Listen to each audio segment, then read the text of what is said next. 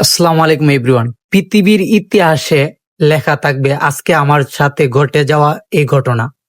তো সর্বপ্রথম আমি মানে কি বলবো, আমার লাইফে এমন ঘটনা কোনো সময় ঘটে না।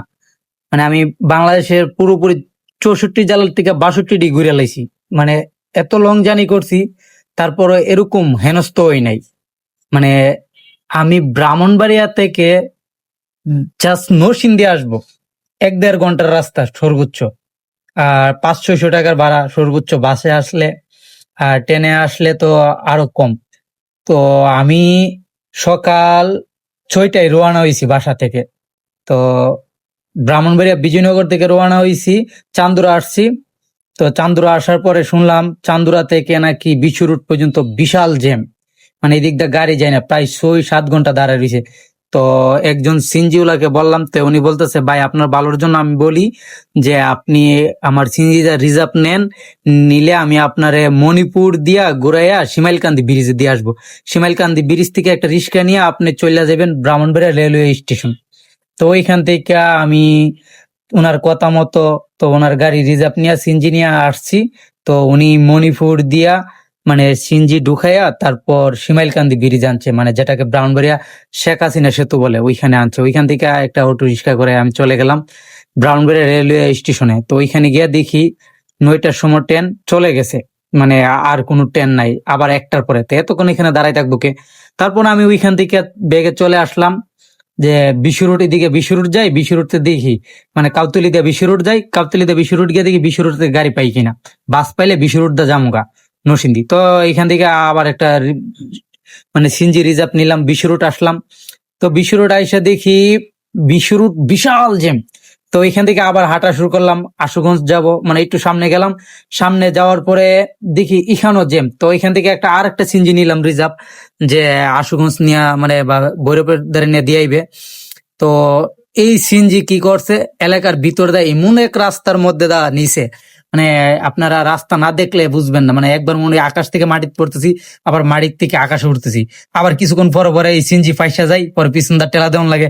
বাইরে ভাই, কি যে কষ্ট লাইফে, এরকম কষ্ট আমার লাইফে আমি কোনোদিন করি নাই।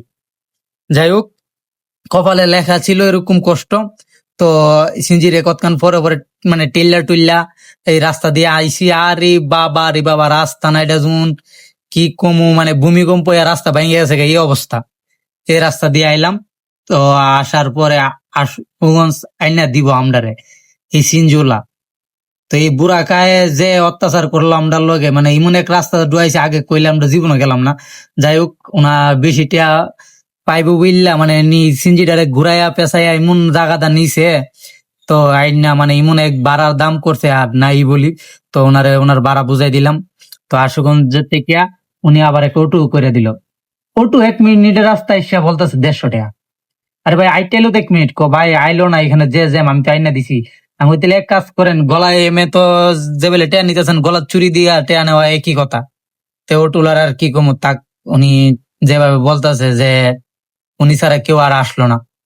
তো জাগায় আলি কি কমু, 600 টাকার ভাড়া আমার 2050 টাকা লাগছে এই নরসিংদীয়া পৌঁছাইতে। 2 ঘন্টা বা 1.5 ঘন্টার রাস্তা আমার লাগছে প্রায়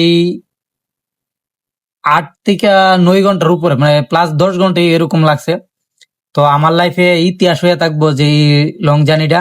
আর সবচেয়ে বড় ছিল, আমি একটা হইলে কোনো সমস্যা নাই, আমার ফ্যামিলির সাথে ছিল, যার কারণে আমার লাইফের সবচেয়ে ভোগান্তি একটা লং জার্নি।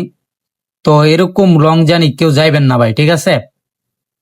তো অবশেষে আমরা আশুগঞ্জ এখানে বিদ্যুৎ একটা ইয়ের সাথে গিয়া উঠলাম, তো বিদ্যুৎ অফিসের সাথে। তো এখানে এসেছে বিদ্যুৎ কারখানা। তো এইখানে রাস্তাটা মোটামুটি ভালোই ছিল। তো এখান থেকে একটু সামনে গেলাম, সামনে যাওয়ার পরে দেখলাম সামনের রাস্তা আরো খারাপ, ওখানে বিশাল অবস্থা, সামনে আবার জ্যামও। তো এটা হচ্ছে আশুগঞ্জ বিদ্যুৎ অফিস, এখান থেকে নাকি বিদ্যুৎ কারখানা হই, বিদ্যুৎ উৎপন্ন হই। তো দেখতে পাচ্ছেন এই বিদ্যুৎ কারখানাটা অনেক বড়। তো এই আশুগঞ্জ থেকে ভৈরবের যে টুল বক্স আছে ওই জায়গায় পৌঁছামু।